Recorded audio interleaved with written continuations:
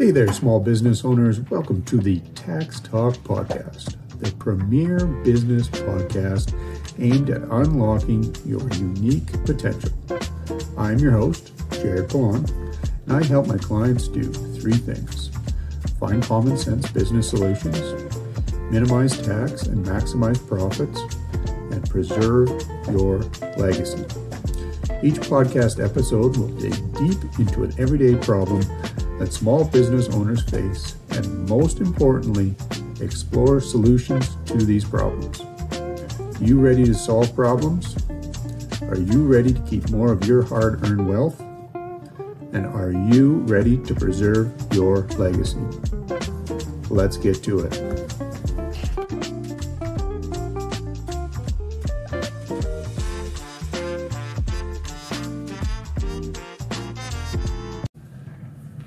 Welcome to episode 6 of the Tax Talk Podcast. This episode, we are going to be looking at overall succession planning. What do you kind of need to know? What are some of the steps that need to be taken? And just some of the important things to consider to avoid some common pitfalls, and just kind of tie this back into a blog post that'll go out with it that will provide, a much higher level of detail that you can go over, and then touch base with me after the fact if you got questions about initiating some succession planning within your business, whether that be passing it on to the next generation, or to some employees, or to a third party. So, how do you create a succession plan? What are some of the things that you need to take into consideration when you are getting the ball rolling on this process? Typically, I think the biggest concern that business owners have when it comes to dealing with succession planning is their personal attachment to the business. They've probably spent a number of years, a lot of time, a lot of blood, sweat, and tears invested in growing the business and seeing it become successful. And it becomes very difficult to separate these things, to take yourself away from something that's provided you with so much value over the years, and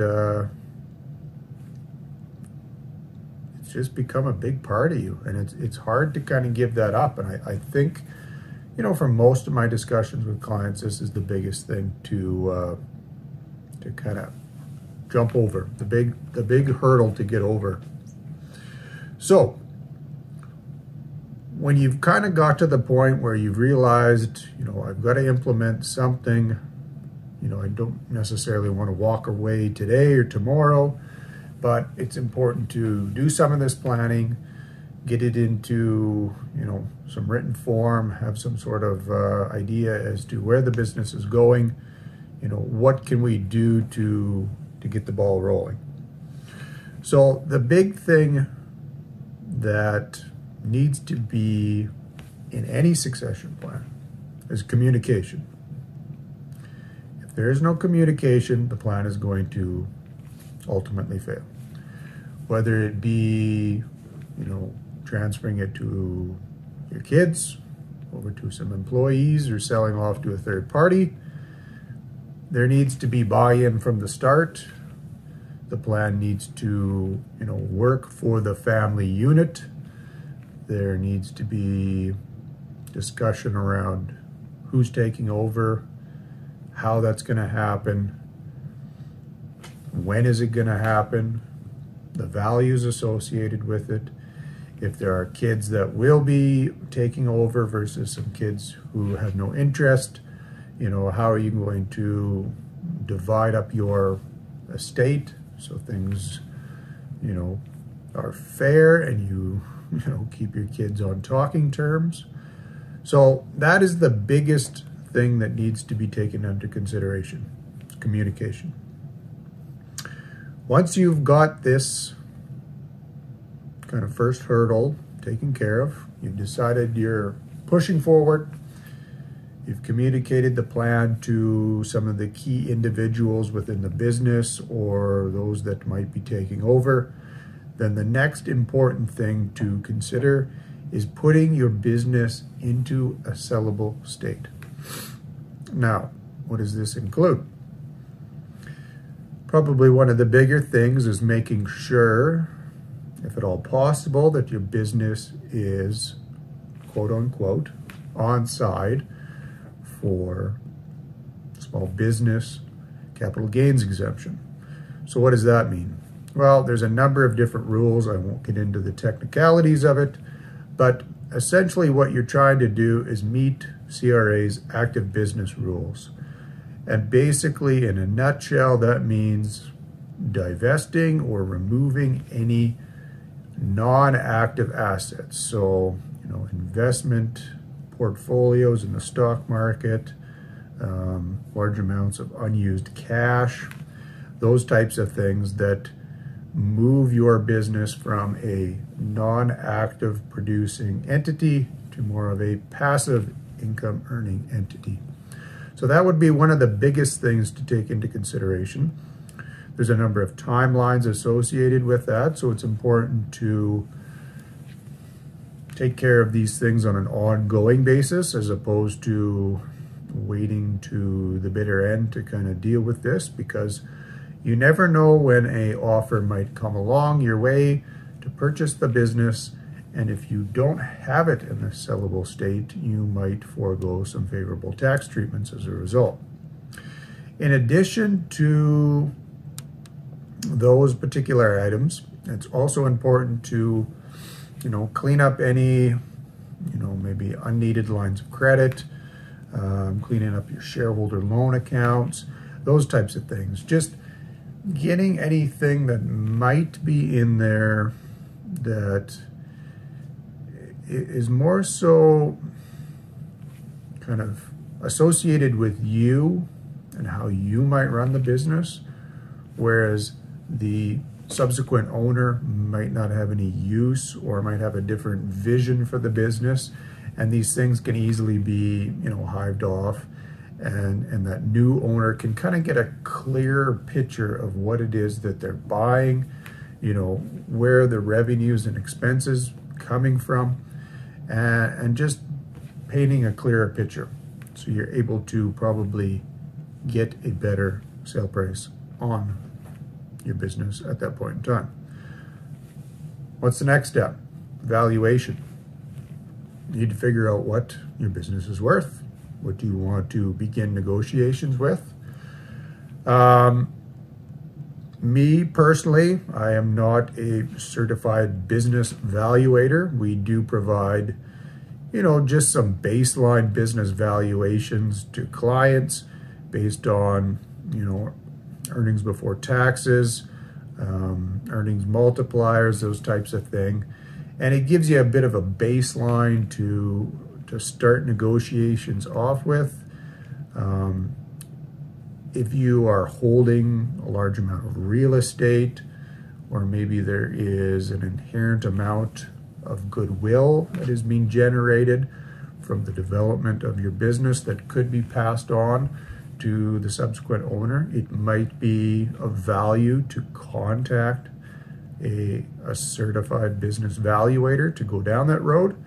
And then you have to kind of then keep in mind that regardless of what the evaluator might come up with, what you might think the business is worth, or what the accountants kind of steered you down the pathway to, is the actual sale price is whatever you and the potential purchaser deem to be, the going rate for that business.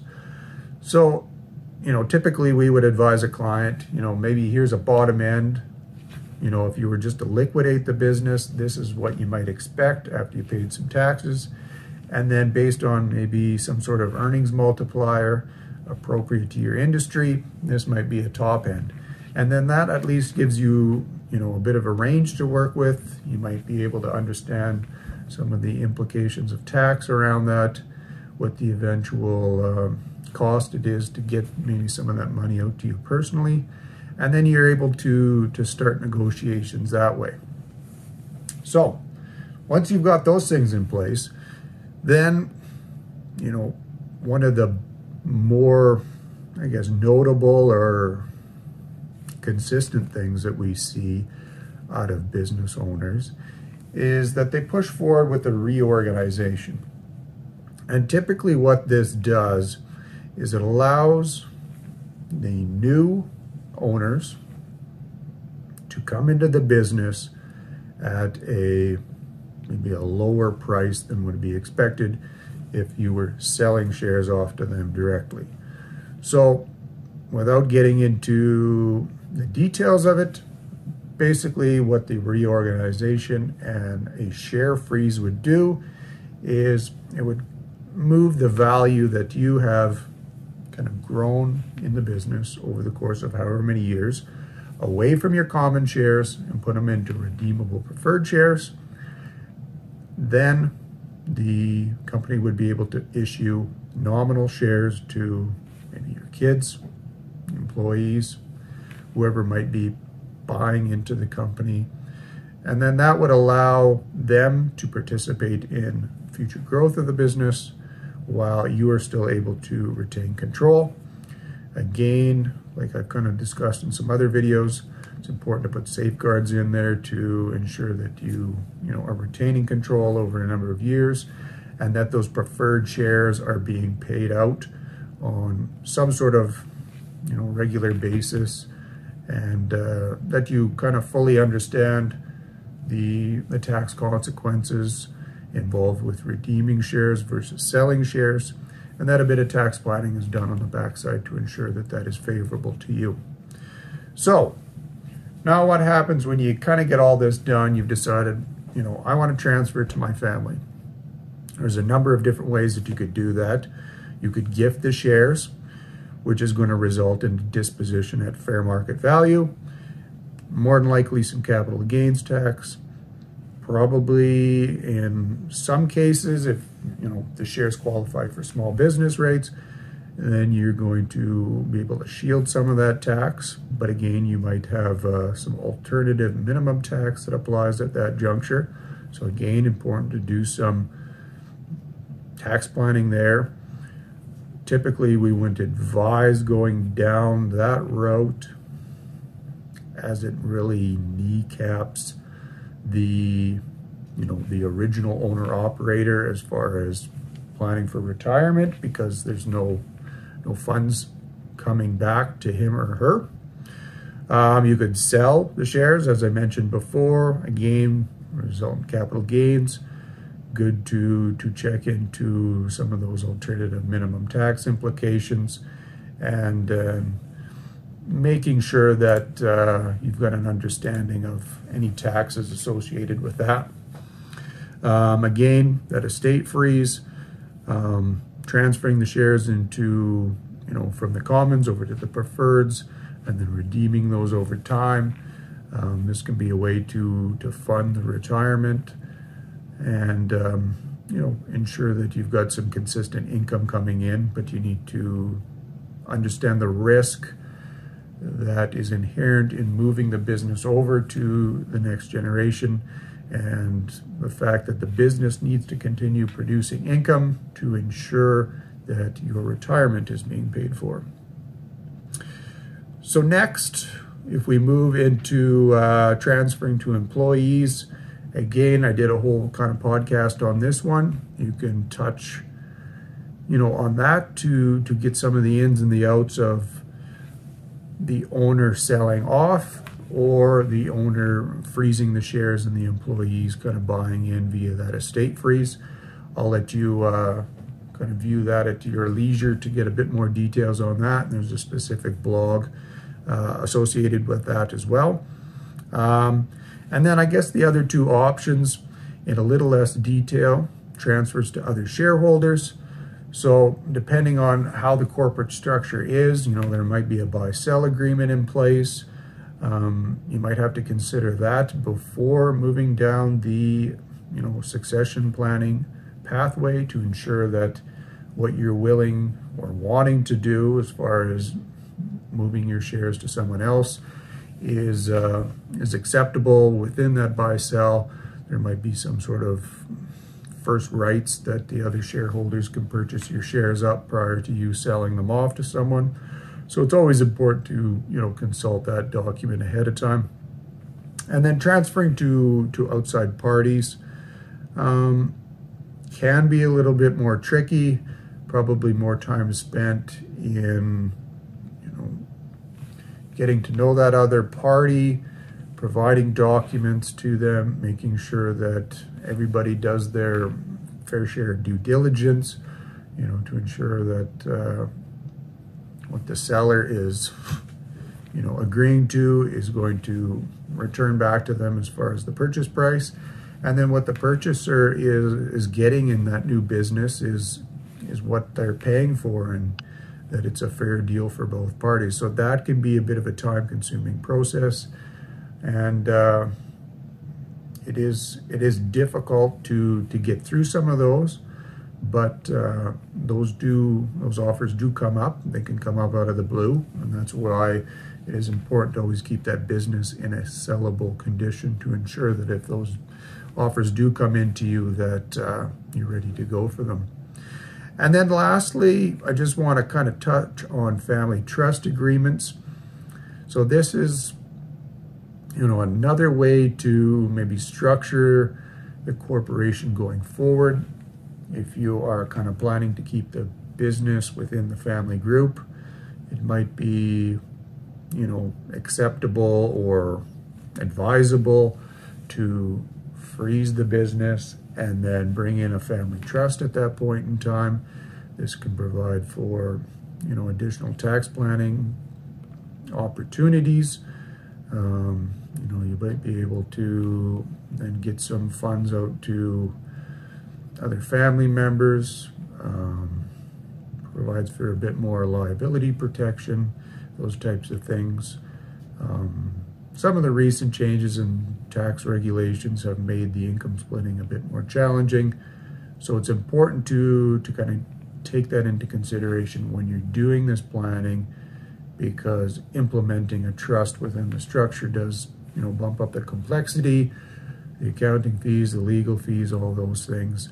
So it needs to be beneficial to you as a business owner and as a family group to ensure that you're not implementing a bunch of planning that isn't beneficial to you in, maybe not necessarily the short term, because the trust might be more of a longer term item, but you need to ensure that what you're implementing now is going to have some payoff down the road. Otherwise, you're tax planning for the sake of tax planning, and other than the accountant and the lawyers making money off of it, there's no real value to you then. So always make sure that what you are implementing is what you're needing and what you're expecting to kind of see as far as maybe business growth down the road in the immediate future for sure. So in conclusion, business succession planning, it's difficult. It's hard to build a business. I think based on, fairly readily available statistics, it's even harder to see that business, pushed into that second or third generation and to continue onwards. So the biggest thing, I always say is just that communication aspect. It's important for the business owner to speak with the accountant and the lawyer on a regular basis, to involve his or her family in the discussions, and to ensure that everybody's just aware of what's going on, that no surprises come up, because at the end of the day, you're looking to preserve, your legacy through the continuation of this business onwards. And that's best done by involving everyone in the process.